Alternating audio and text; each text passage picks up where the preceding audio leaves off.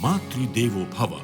ई मातृदेवन माई के नाम जे दिन रात दिहले आपन सपनों के सौगात चला देहल जाई उकरा के कोनो शानदार उपहार। देखी 6 मई से 11 मई दोपहर 12 बजे के फिल्म सिर्फ जी बाइस्कोप पर। ई दौरान पूछल जाई फिल्मन से जुड़ल एगो आसान सवाल।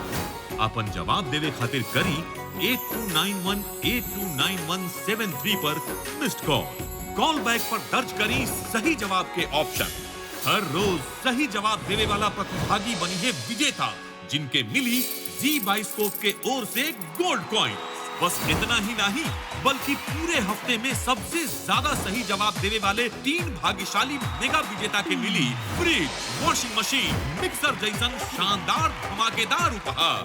माई खातिर देखी माई के पसंदीदा फिल्म और जीती इनाम माई के नाम, सिर्फ जी बाइस्कोप पर।